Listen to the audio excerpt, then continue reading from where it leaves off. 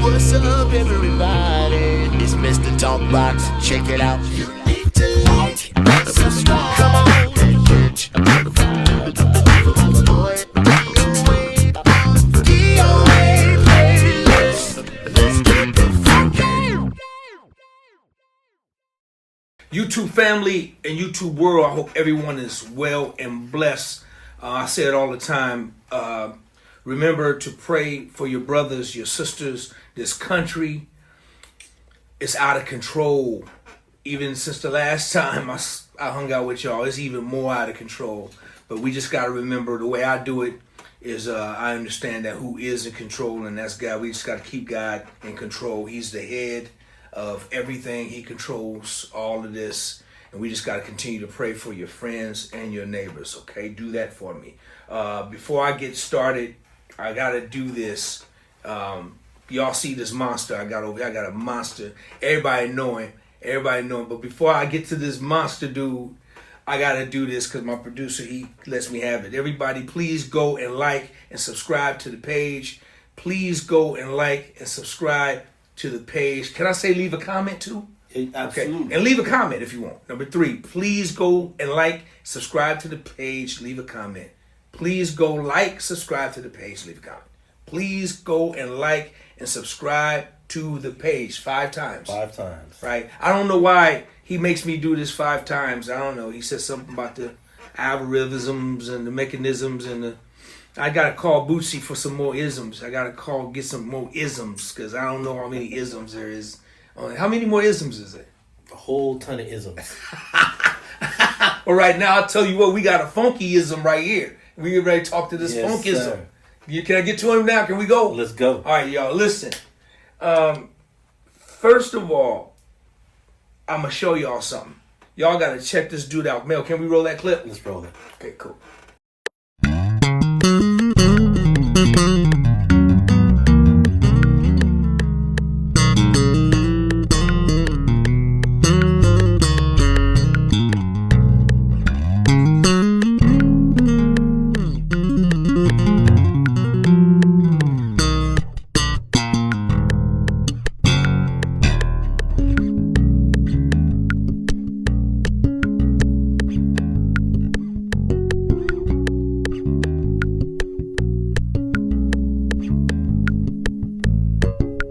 Now, okay, I could just say less, and really the interview could really be over after that, right? It could be just over. It could shut down.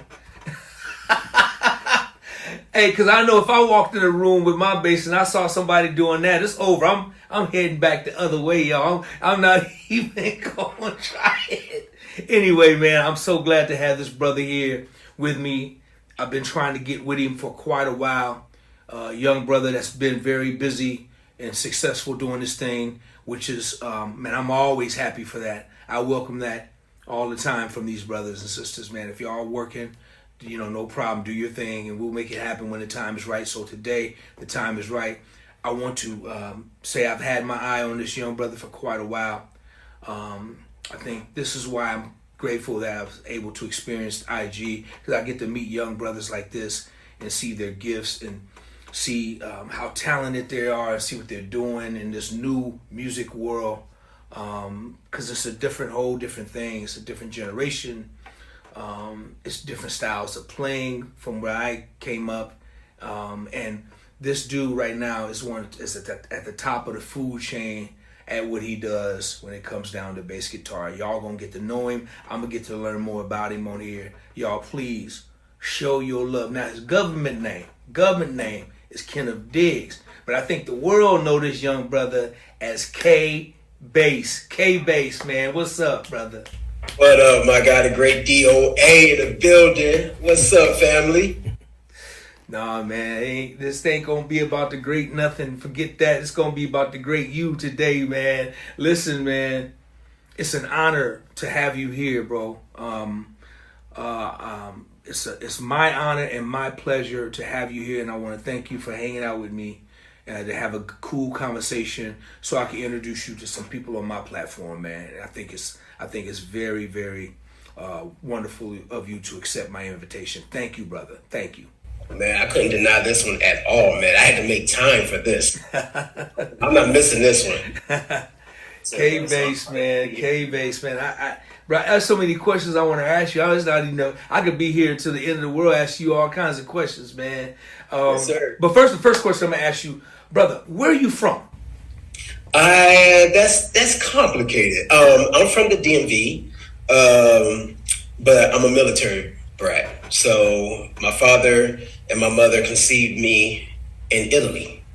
So I was born in Italy, flown back to Miami, where my mother's side of the family lives, and grew up in DC. Wow. So do you have a dual citizenship? I do. Wow. Let me give that up for you, brother. Let me give that up for you. So, the way everything is going right now, hey man. That's a wonderful thing. Might have to skedaddle. That's cool, man. That's really cool. So you guys, so did you grow up in Miami or DC? Where'd you grow up? The first 6 years of my life, when we moved back to the States, I was in Miami, Florida. Okay. 305. Richmond Heights, exactly.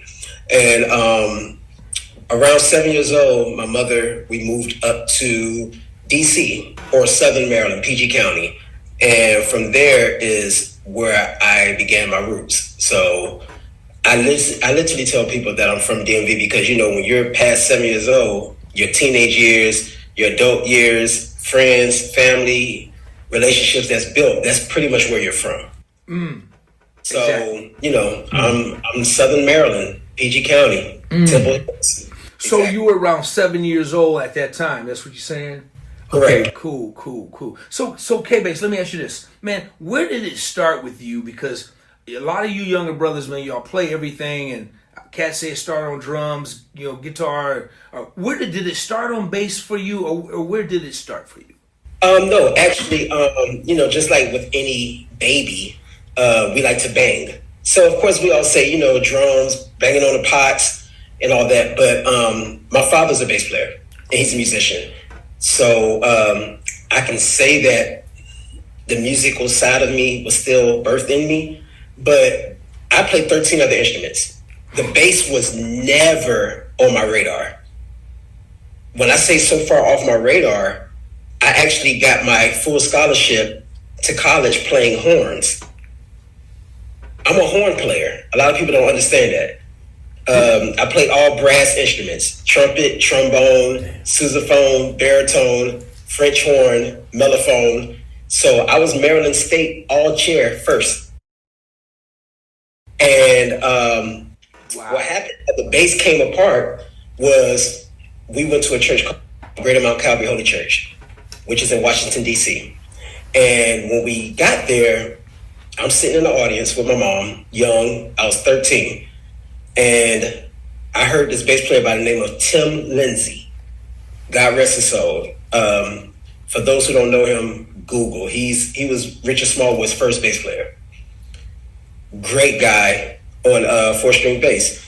And the way he played, I was captivated. I was like, yo, what is that? Like, I've never heard a bass sound like that. So after service, I went up to him like a kid in the candy store and said, can you please teach me? I want to learn what you did. And he told my mother, buy him a bass for Christmas and I will teach him. My mother brought me a bass. I'll never forget it. It was a Sound Gear 405 Ibanez. I was so happy. I was like, oh my God, yes. And then next Sunday, I went to the church and didn't see him. And I was like, oh, okay. Then a week later went by, I still haven't seen him. So I was like, okay, what's going on? So I talked to the minister of music, and they made an announcement over the church that he passed away. Oh, wow. So I was, as a kid, I was heartbroken. Wow. When I say heartbroken, now I want you to pin that because that's very vital to the story. I went home, and this is why I tell musicians all the time, make sure you have a relationship with God because he answers the silent prayers. So I went in my room and I cried. And I remember very vividly saying, God, whatever he had, can you give it to me? Literally 24 hours later to the dot, I was playing Fred Hammond, Let the Praise Begin. Now, mind you, me playing 13 other instruments, I had the theory side of me already. So I knew the concept of music. I knew the concept of reading bass clef, treble clef, stuff like that. So what I did was, okay, I know the notes in the scale. I know blah, blah, blah. I know ho, half, ho, half. Let me try to translate that to bass. And I started reading sheet music because I know how to read bass clef. So I learned my strings, and literally 24 hours later, I was playing Let the Praise Begin by Fred Hammond. My mother ran in the room, was like, is that you or the CD? I said, it's me, but I don't know what I'm doing. And it took off from there.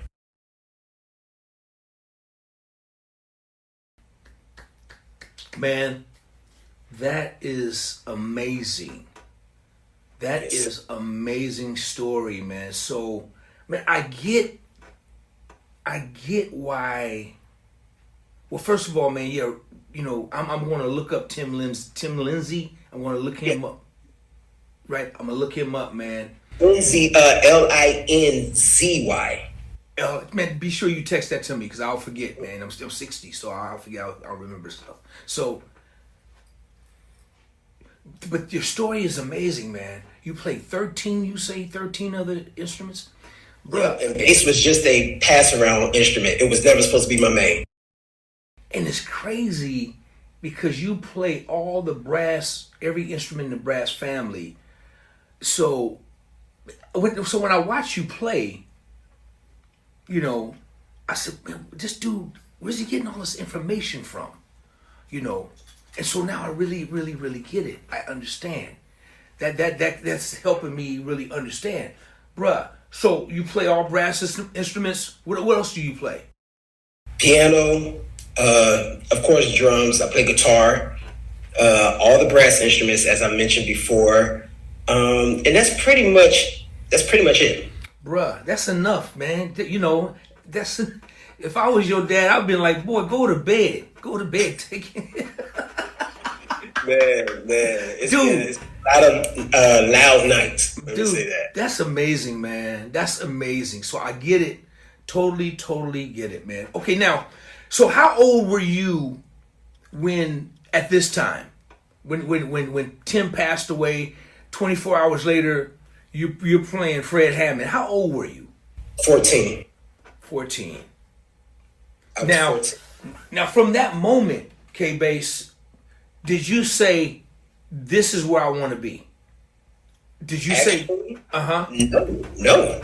At that moment, I was in awe. I was like, oh, it's really this easy? So, okay. Not thinking, I just prayed a prayer that made it easy. So I was just like, okay, this is easy. Okay, let me see what's happening.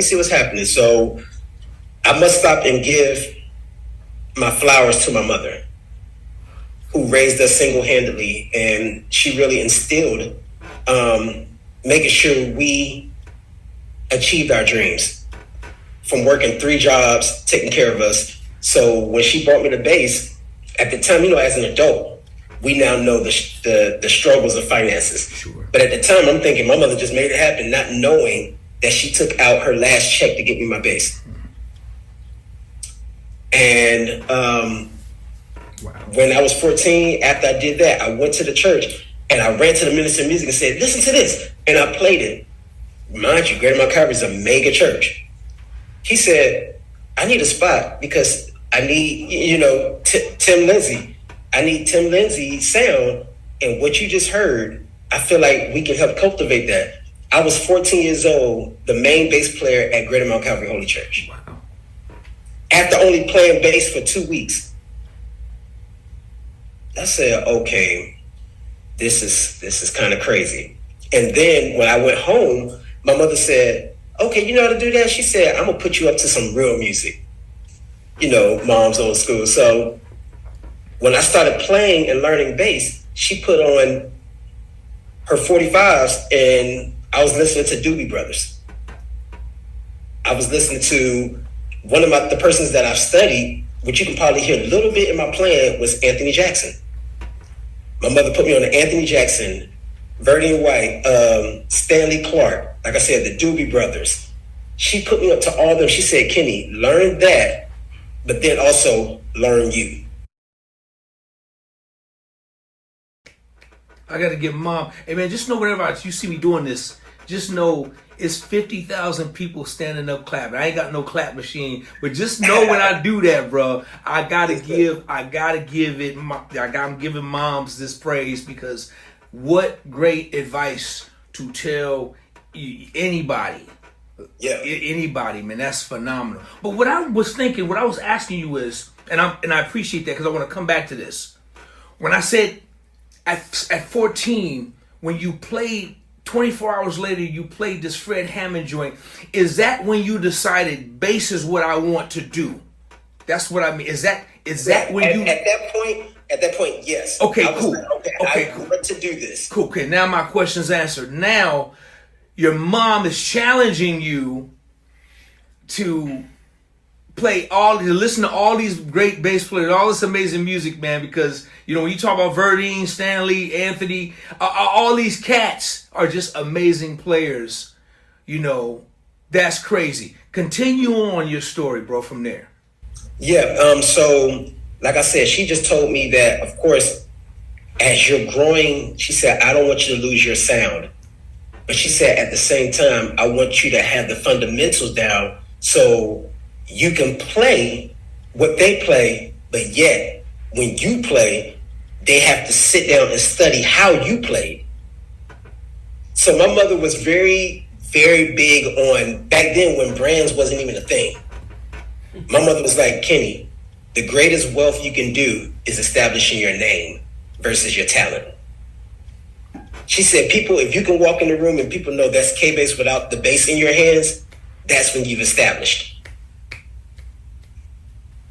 So moms instilled all that in me and said, you know, it's great to be on all these stages, but don't let the stage make you. She said, make sure that you study so much that the sound, and that's a quote that I always say, I took it from her, it's great to study others, but it's even better to study the sound that God gave you, because that's what's going to last. So, you know, in a world full of almost stupidly amazing musicians, which I love every last one of them, the thing that sets people apart is not the gig that they're playing on. It's not the skill level they have. It's their presence. Like when you walk in the room, like if you walk in the room, everybody know that's DOA. Like, yo, he ain't even got to pick up a bass. We ain't even got to know his resume. That's DOA. Why? Because your presence has always captivated the audience. So that's how I pretty much grew up. My mother, she was like, study the greats. But if we're going to really do this thing, keep God first. And literally, every time you get on stage, you pray before you play. And that has been instilled in me, and I've been doing that for the last 30 years. Man, that's stuff that I live by, man. I really live by that thought process right there. It's just such a really true fact. Everything that your mother instilled in you, and it's very important. And I'm hoping that a lot of people of your age and your generation and the millennials really understand how deep that nugget is right there. That's a great gem, man. For real. A great gem. So now, when did you start? Was it always in church, or were you kind of playing in bands? Were you playing in top cover bands as you got older in DC? Or tell me a little bit about that. It's always been church for me. I'm not one of the musicians that shame the church. No, I grew up in it. It's the foundation of everything. The church is where, you know, you can play 10 different genres and styles in one service. So, you know, I was moved by that. And then, of course, as my name started getting around, I started playing in DC with some certain groups, certain gospel groups. And it went on from there. But the thing that got me was we used to do this thing called Praise in the Park, WPGC 95.5. And it was a praise, it was like an event that they have at Six Flags in DC, well, in Maryland. And I was 15 at the time. And the Clark sisters were coming in town. And there was this radio thing like, hey, they're looking for a musician, blah, blah, blah. It was some weirdness. So people were actually calling in to the radio station from my church and everything like, call him, call Kevin. Well, not Kevin's at the time. Call Kenny, call Kenny. So mind you, my mother, we're sitting at home. My mother's phone is ringing. And she's like, Kenny, they requesting your presence at Six Flags. I was like, who? They said, Dorinda. I said, what is that? Mind you, I'm just sitting here like, okay. I had school still the next day. I went to the park, no rehearsals. I was listening to one song that they sent my mom to listen to. I'm listening to it as I'm going to Six Flags. 15 years old. I've only been playing this for a year. I'm like, okay. So I'm listening here, and you know, I have perfect pitch, thank God.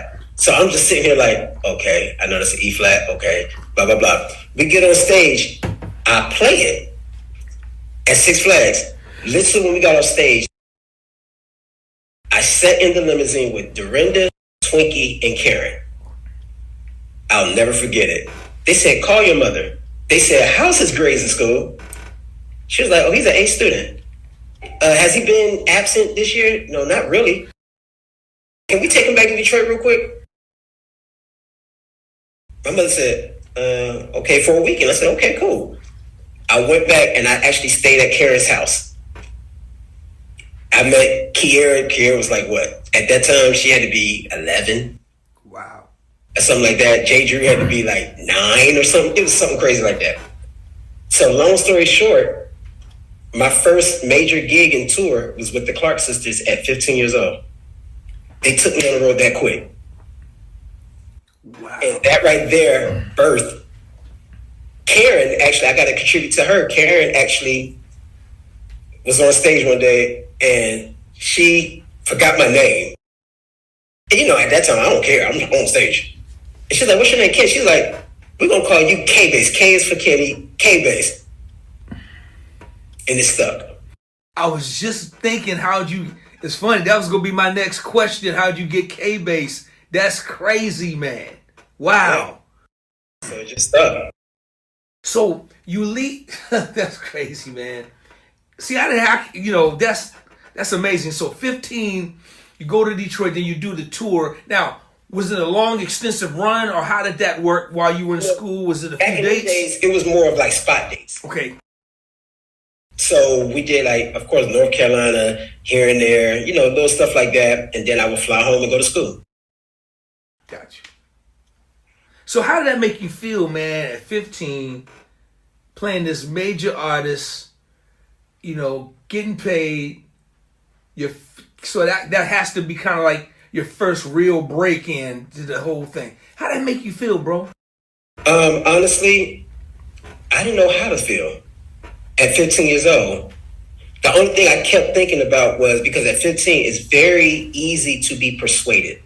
It's very easy to become, you know, knocked off your square and become arrogant and stuff like that. So literally every day I talked to my mom, she said, stay humble, stay humble. She drilled that in my head. So to me, I didn't know the magnitude of who the Clark sisters were. I'm 15, like, yeah, I play with the Clark sisters. Everybody's like, what? Do you know who they are? Wow. I was like, yeah, I play for them. Not knowing that at that moment, the reason my mother instilled to me, and she kept beating me over the head, like, stay humble. Don't let the success go to your head. Don't do it. Now, of course, I'm not going to sit here and lie and say I ain't make mistakes. Sure. Come on now, we're all human. I've made mistakes. I've ruined friendships and everything. Like, I've had my journey. Sure. But with my mother instilling that in me, I didn't know how to feel, but I knew I was onto something great. That's awesome, man. That is absolutely Amazing, man. So at 15, you're playing with the iconic super group, the Clark Sisters, at 15. That's crazy, dude. That is crazy. So now let's move forward. So at 15, when did you relocate, or when did you think in your mind that you wanted to relocate to LA and do something else? Or tell me about the transition a little bit, period. Well, since I've traveled a lot, you might as well call it I travel back and forth to LA a lot. So, never had a permanent residency, but I was always back and forth, like from the East Coast to the West Coast, back and forth. But after DC, LA wasn't immediate. After DC, while on the road with the Clark Sisters on tour, now this time I'm 19, whatever. We stopped through a city called Louisville, Kentucky. Louisville, Kentucky is, after we finished the gig there, it was us and John P. Key. We finished there. There was a lady by the name of Jocelyn Claiborne, who was the minister of music at a church called Canaan. And she was like, oh my God, I need a band director. So, at 19, I get my first job to relocate. They moved me to Louisville, so that's why I went to Louisville, Kentucky. And from there, I met my family, everything happened there. And from there, that's when the relocations and stuff started taking place. Like, I moved to Atlanta, Georgia. Okay. Started working, of course, a lot in LA. So my relocation to LA wasn't permanent address sake, but I was always here. Always. Okay. Now, so when you, how much time did you spend in Louisville?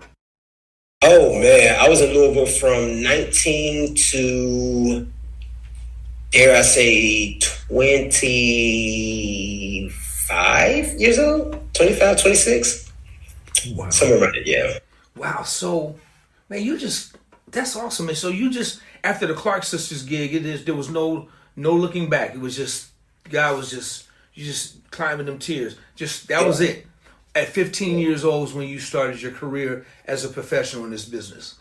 Yes. Then now in Atlanta, how much time did you spend in Atlanta? And what were you doing in Atlanta?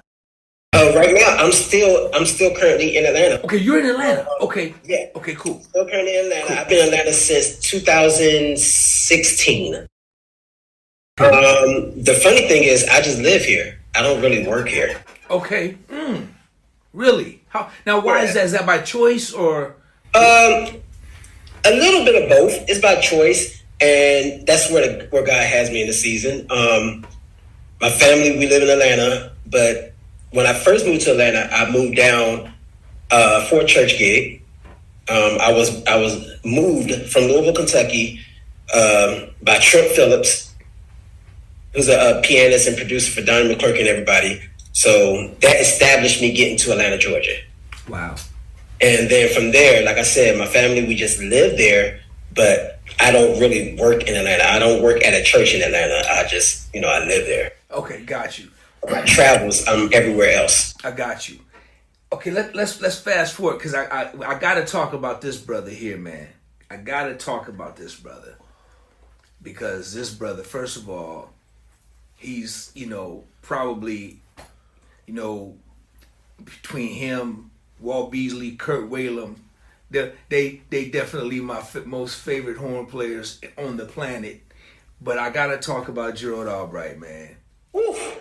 So I was checking you out, man, when you did the run with Gerald, and man, let me tell you, I was like, wow, he got K-bass on bass. That's gonna be crazy. And man, I gotta ask you, how was working with Gerald Albright, man? Man, Gerald is literally family. Yeah. As you know, you've done a lot of things with a lot of artists. There's a thing where you feel like it's a working relationship, then there's a brotherhood. Gerald is definitely a part of the brotherhood. Absolutely. Even with all that, it's crazy how me and him linked up. I was doing the Capitol Jazz Cruise, and I was playing with other artists. Gerald was one of the artists on the thing, and I was literally handed his gig at the last minute. Literally handed his gig. We didn't have no rehearsals. He was set to go on. I had my iPad, Fourscore is the app, and I started reading the whole gig. I sight read his music on stage in real time. And he's looking back like, you're sight reading that? I was like, yeah, I just got the music. I'm sorry if I make any mess ups. There were no mess ups. Like, I was sight reading his music. Wow. And I don't really know it, but Gerald is a bass player. Oh yeah, absolutely. So he's very in tune with if you know how to play or not. Absolutely. So with that being the case, the gig was great. Wow. His wife and him, they was backstage, and we walked up the stage, and she said out of her mouth in front of him and in front of the staff, like, I've never seen you smile like that in a long time, and I haven't heard the music felt like that in a long time. Wow. Mind you, his band wasn't there. The Capitol Jazz Cruise was a house band. Right. So his MD, his drum, none of them was there. He went back and told them about me, but when he left, he said, I'm gonna be calling you. You know, we all hear that. I take it as a grain of salt, like, okay, if you call, you call. If you don't, you don't. It ain't gonna make or break me. It's cool. We'll be fine. Literally 2 days later, he said, hey man, I want you to come on the road with me. That's how the gig happened. Wow. And I still do dates with him. So that's a good brother. That's my friend. And just from that moment, I tell a lot of people that ask me, never study for the gig, study for you so you're always prepared for a gig. If I didn't really focus in on the theory side of learning music, that gig could have been my failure. So never take for granted, like if somebody call you and be like, yo, I got this gig for you, you start studying for that gig. But if you study your craft, you don't have to work as hard to study for the gig. Good stuff, man. Great stuff. Great. And man, you know, the reason why I had to mention Gerald, man, because Gerald is my brother, man, and he's you know, I met Gerald way back in the 80s, man, and you know, we've done, you know, Chucky Booker records together, and I had a chance to play with Gerald myself one time, and I tell Gerald all this all the time. I said, Gerald, I had no business in that band at the time, bro. I was nowhere near ready to be on that stage with y'all, man. He had a crazy band put together, man, and he let me play with him, man. It was one of the most craziest gigs that I've ever been a part of, and I just think he's just, what you see is real. If he's a beautiful, just one of the most, a beautiful soul, man. Him and his wife, man, two beautiful souls, and you know, so when I saw that, I was like, wow, yeah, that's really, really cool. Now let's move on to after that. Now, after that,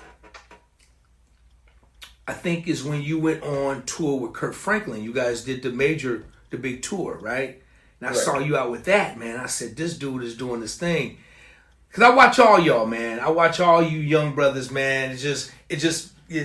I'll be going back memory lane, man. I remember, man, when that used to be me. That used to be me. So I get a chance to watch you guys do your thing, man. It just takes me back, man. And I'm so proud of you guys, man. Even though I don't know you like that, but I'm just proud to see you young brothers, you know, living a dream, doing your thing. And when I see that, dude, I pray for y'all, man. I pray that you guys are taken care of, spiritually, physically, and financially as well, you know, and you're safe. So, because what a way to live, man. What a life to have. It's a wonderful thing. And I'm seeing you now, you know, with my man Gerald. Now I'm seeing you with Kurt, get ready to do this massive tour. Tell me a little bit about that. Man, that tour was amazing. Amazing. Once again, my retention and skill level was challenged. We got the call, and of course, you know, with any major tour like that, it's real hush hush, and you be like, well, if it happens, it happens. If it don't, it don't. I got the call, flew to Dallas, Texas, where we had rehearsals. Mind you, it's 5 or 6 artists. Total songs was close to over 70. I had to learn 70 songs in a matter of a week and a half. Wow. And play it with the identity of you play for that artist.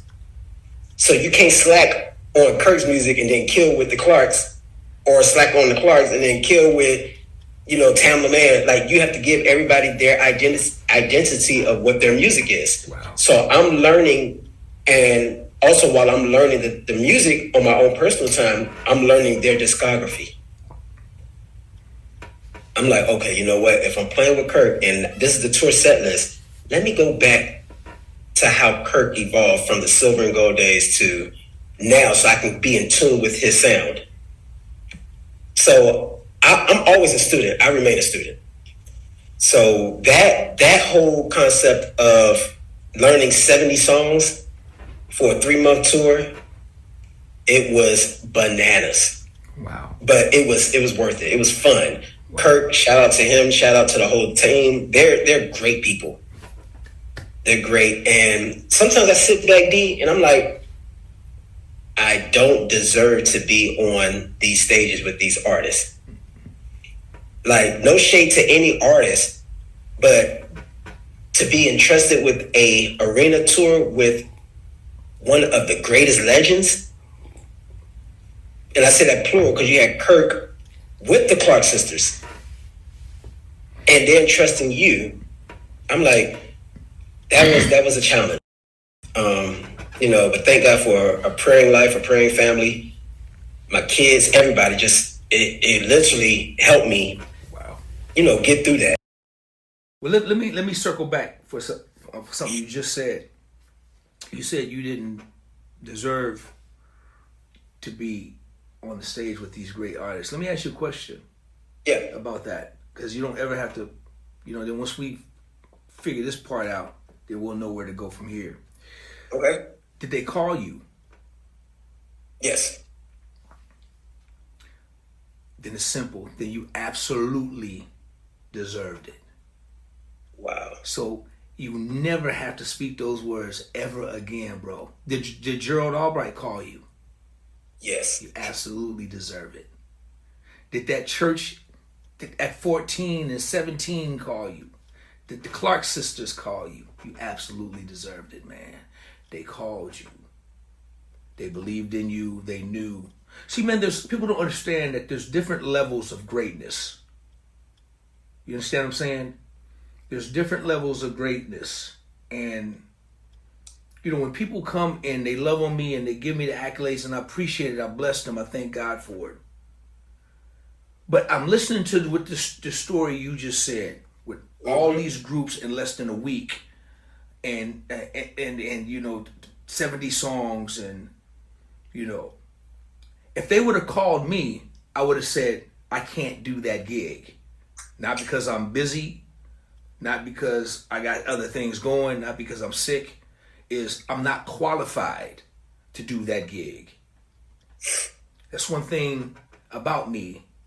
I'm smart. I'm not qualified to do that gig. Call K-Base. That cat is qualified. He great. That's where he lives. This is what he does.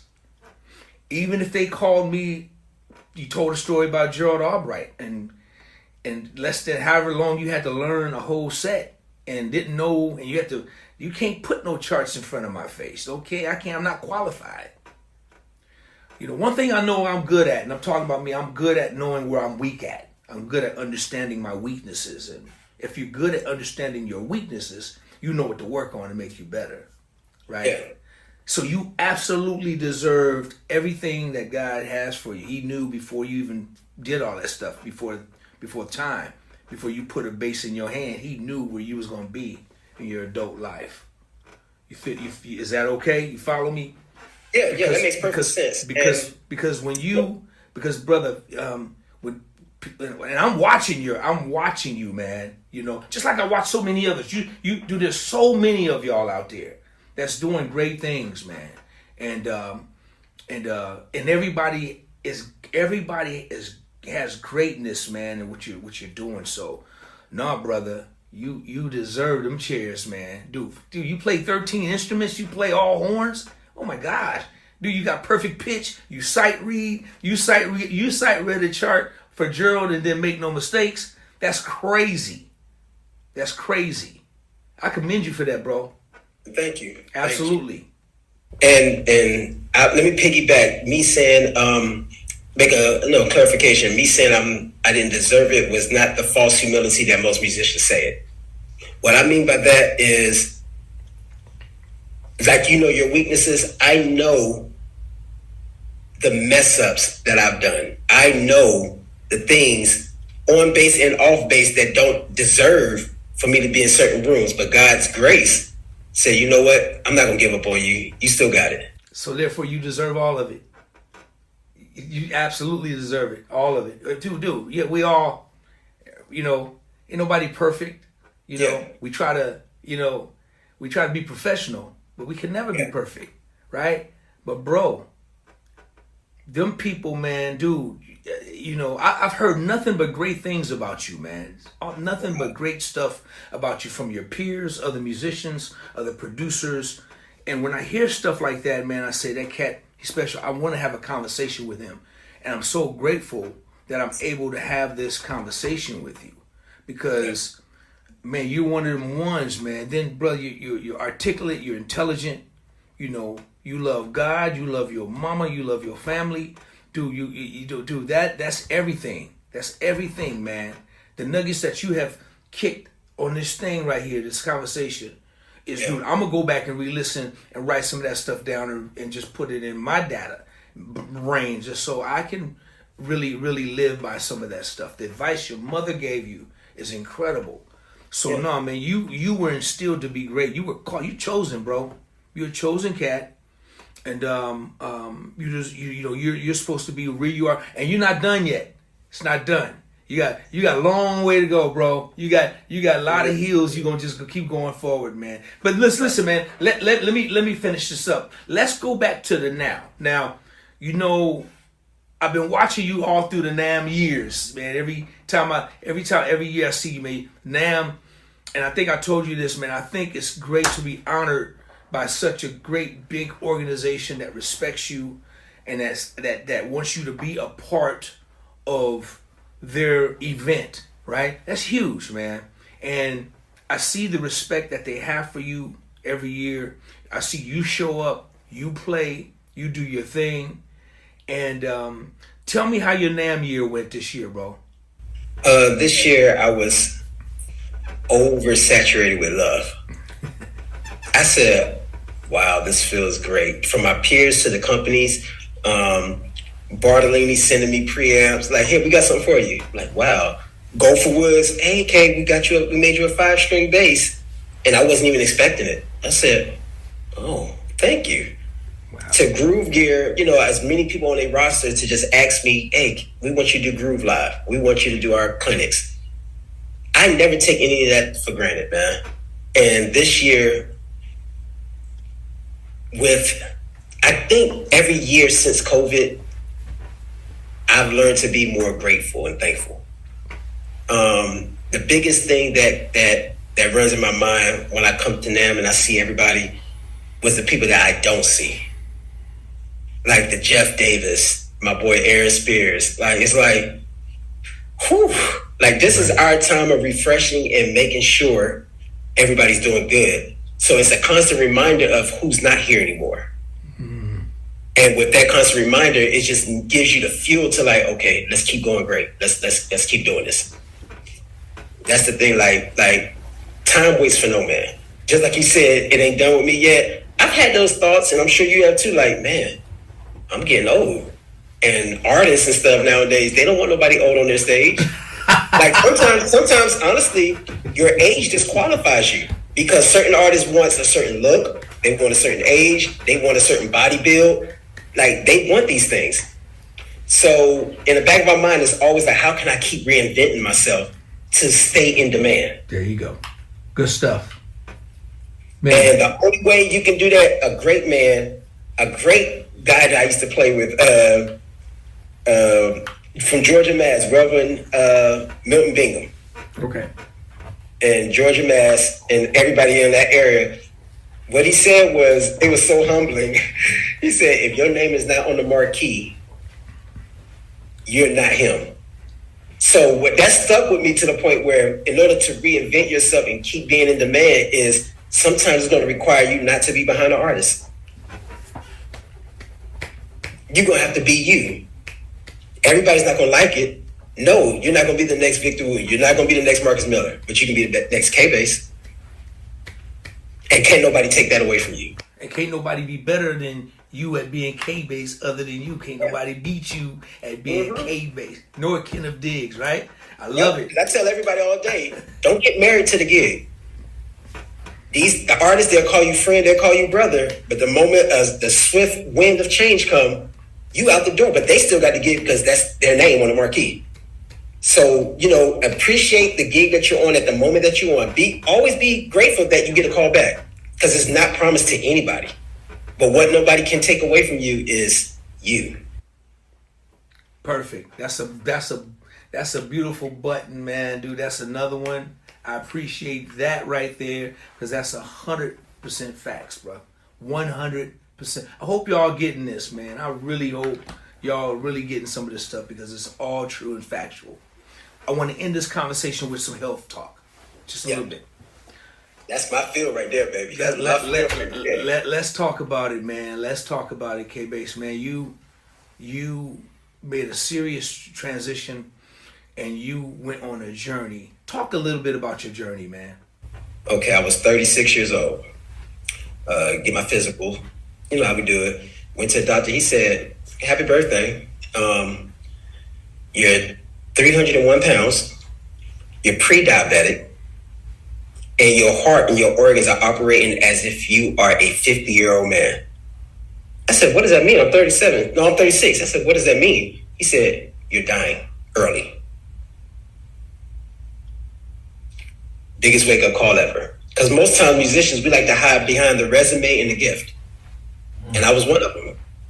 We like to hide behind this is how great we are on our instruments while our personal lives are deteriorating. And then I went outside from that visit and was playing tag with my daughter.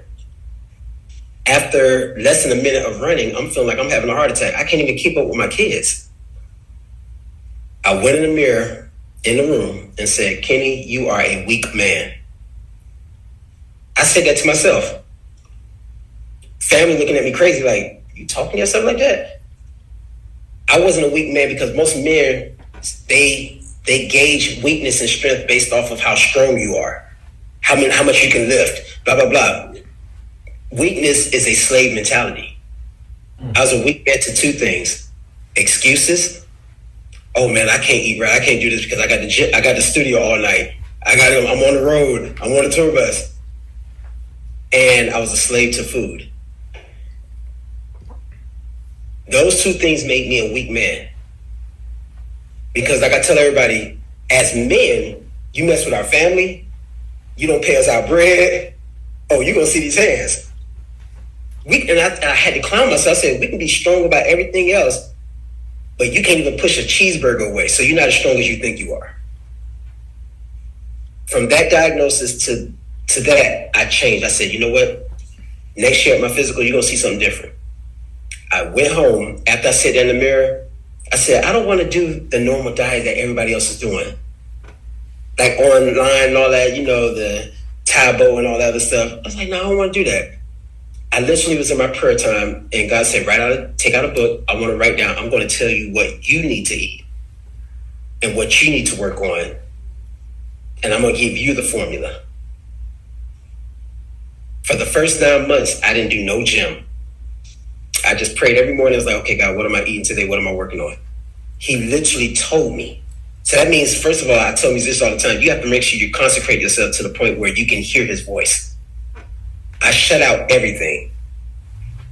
And if you think about it, if you've been following me, at one point, I wasn't even posting music videos on bass. I went completely silent on social media for a couple months because I had to learn me. Within the first month, I lost 40 pounds. By month 9, I was down almost 100 pounds with no gym. And then God said, write all these things down. And in the midst of that, I've learned the formula to achieving what you need. And when I went back to the doctor at 37 years old, he said, okay, last visit you was in 300s. Now you are 156. I lost half of a human. And he said, right now you're 37, but your organs are operating as you're 21 years old. You gave a kickback start to life. And that right there meant more to me than any gig, any resume, any tour, any award show. That meant everything, because I knew right then and there, I made a conscious decision that I can grow old with my kids and my family and just do that. And also encourage other musicians, because it is hard. But at the end of the day, if you have a made up mind that you're tired of being a weak man, and I don't mean no disrespect to anybody, but understand what I mean by weak. If you have excuses that limit you from doing what you need to do.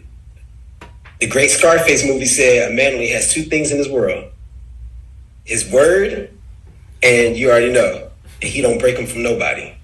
Stay true to you. There's no reason why you can be faithful to a gig, faithful to rehearsals, faithful to a tour, faithful to learn the music of an artist to make sure they're pleased so you can get the call back, and not be faithful to yourself.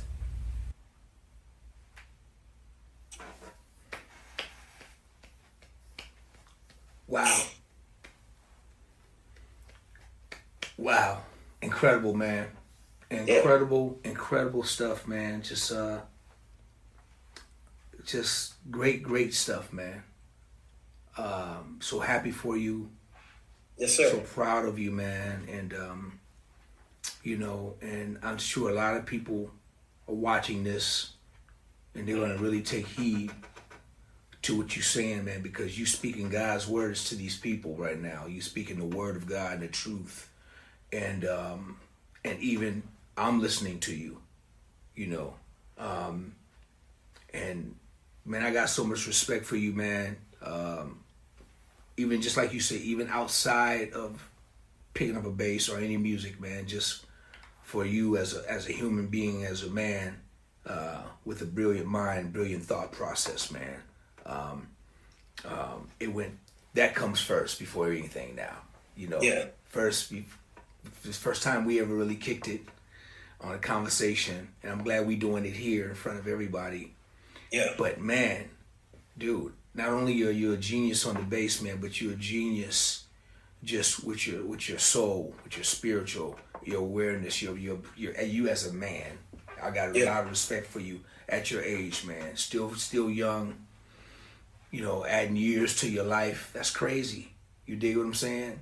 And that's the most important thing, bro. But I appreciate you, man. I can't tell you how honored I am to have had this kick it with you, man, and have this conversation. You said a lot of thought-provoking things, man. I love that. You know what I mean? That's when I say, man, this brother got he's a deep thinker, man. He's got a mind on him, and you got me thinking about stuff, man. So I really appreciate this conversation, man. Really, really, really do. Okay, Bass, before I let you go, tell everybody what it is you're doing right now, as of right now. As of right now, I am in the process of opening up a gym. I want to open up a gym. I have a couple of things coming down the pipeline as far as tours that once they're set in stone, sure, I'll explain more. But other than that, between, spot dates here and there, sessions, and I'm just, at this moment, I'm really focused on becoming a better human being all around. Good stuff. Good stuff. Yeah, so like I said, with anybody, like you said, my words are helping you. I'm helping myself as we're having this conversation. Iron sharpens iron. There you go. So anybody who's watching this, if you are struggling with weight, hit me up. Fit by Diggs on Instagram, FITBYDIGGS. That's my fitness page. Hit me up. I would love to consult with you to help you out. If you're dealing with issues as a man, I can be a listening ear. if we're dealing with issues on, okay, how do I do this moment because I have an audition on bass, blah, blah, blah, I would love to help you, even with your sight reading. You know, we're all, Dr. Miles Monroe, I read a book and he said, the richest place in the world is the graveyard. Because so many people die holding everything in treasures. The goal is to die empty.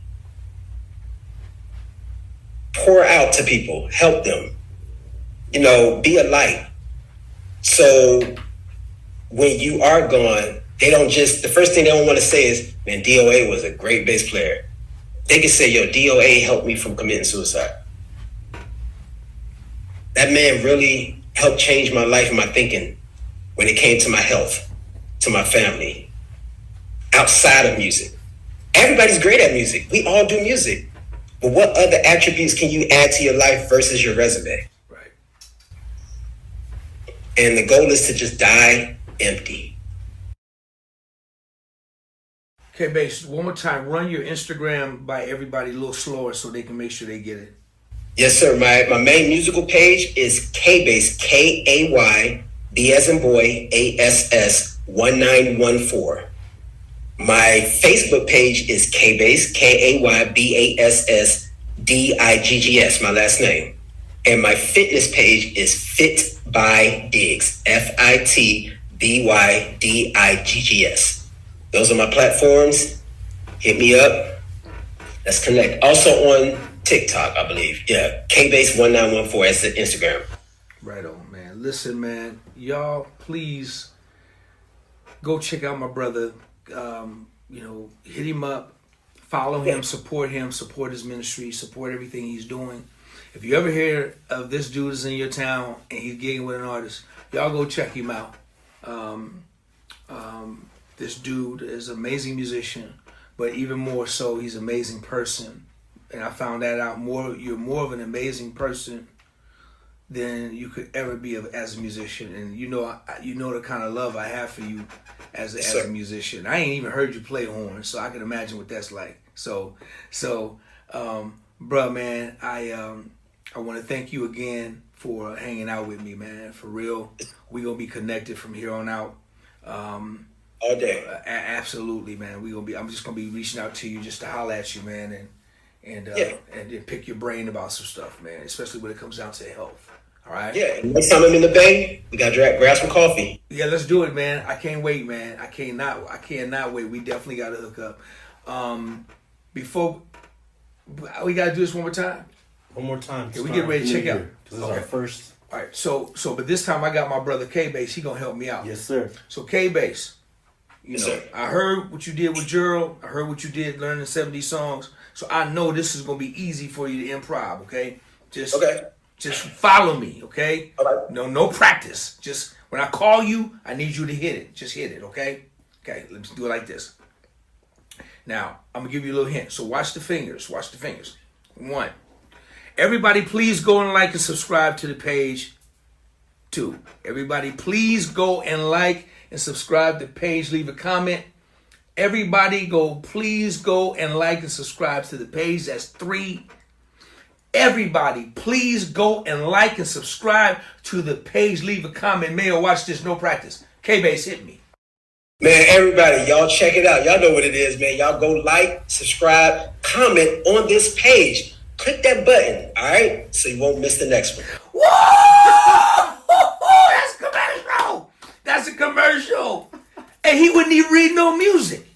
Improv. He wasn't even reading the script. That was straight from the top of the dome. See, man, Mayo don't think he takes us. He bet against us, man. Yes, sir. Hey, bro, man, thank you, little bro, man. I wish you well. Be praying for you, man, and the fam, and we'll be in touch. You already know, my guy. Hey, y'all, listen. Do me a favor, y'all. Remember, man, keep this world in your prayers.